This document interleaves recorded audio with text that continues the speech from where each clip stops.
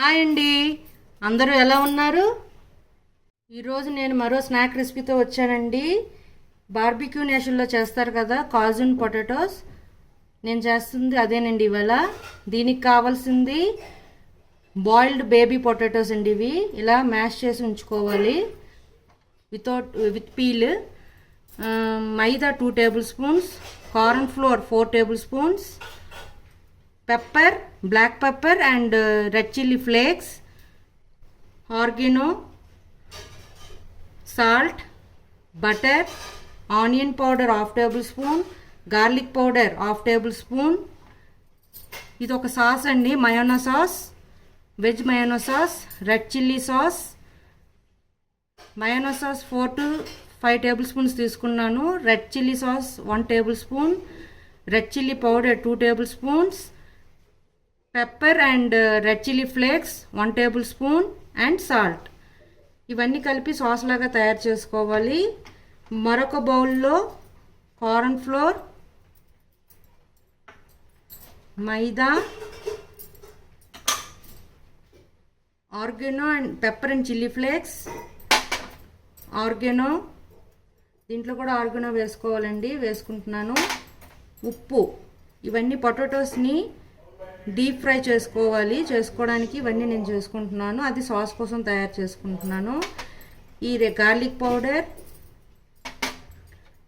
Onion powder కూడా సాస్లో వేసుకోవాలండి. Potatoes boil చేశాక ఆ సాస్ని పొటాటోస్ పైన వేసుకోవడానికి అది సాస్ వేరేగా తయారు చేసుకోవాలి, ఇది వేరేగా తయారు చేసుకోవాలి. ఇది వాటర్తో మిక్స్ చేసుకొని దీన్ని పొటాటోలో దీన్ని ముంచి ఆయిల్లో డీప్ ఫ్రై చేసుకోవాలి, తీసుకొని పక్కన పెట్టుకోవాలి. ఈ సాస్కి అయితే ఇంకొక చిన్న కప్పుతో మిల్క్ యాడ్ చేసుకోవాలి. ఈ సాస్లో కొంచెం మిల్క్ యాడ్ చేసుకోవాలని చెప్పాను కదా, ఆ మిల్క్ యాడ్ చేసుకొని ఇది పక్కన పెట్టేసుకోవాలి ఈ సాస్ని. ఇప్పుడు బ్యాటర్ని రెడీ చేసుకుందామండి. పొటాటోని దీన్ని కోట్ చేసుకొని ఇది ఆయిల్లో డీప్ ఫ్రై చేసుకుందాం. ఇప్పుడు పొయ్యి మీద పాన్ పెట్టుకొని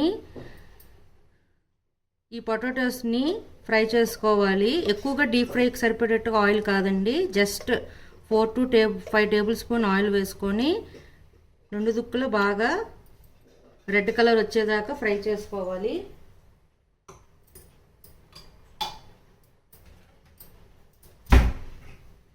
ఆయిల్ వేడెక్కింది చూడండి. ఈ బ్యాటర్లో పొటాటోని ఇలా డిప్ చేసుకొని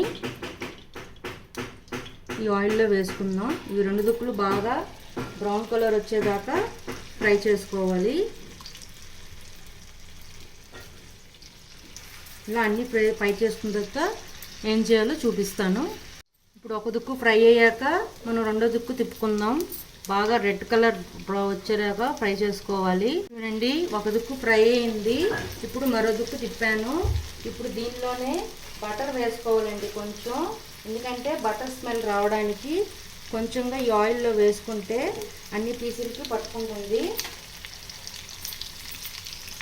స్మెల్ అనేది ఆ పీసెస్కి పడుతుందండి.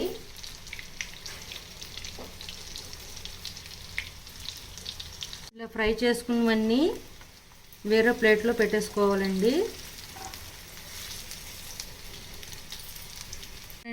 ఇలా ఫ్రై చేసుకున్న దాని పొటాటోస్ అన్ని దీన్ని ఒక సర్వింగ్ ప్లేట్లోకి తీసుకొని ఇప్పుడు మనం ముందుగా తయారు చేసి పెట్టుకున్న సాస్ని దీనిపైన పోసుకోవాలి.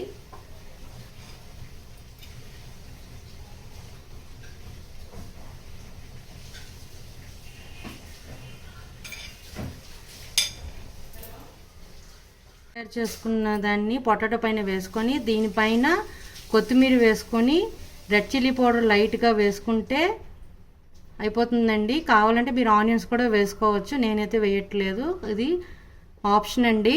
అంతేనండి, కాజున్న పొటాటో రెడీ. మీకు నచ్చినట్లయితే like, share and subscribe it. Bye.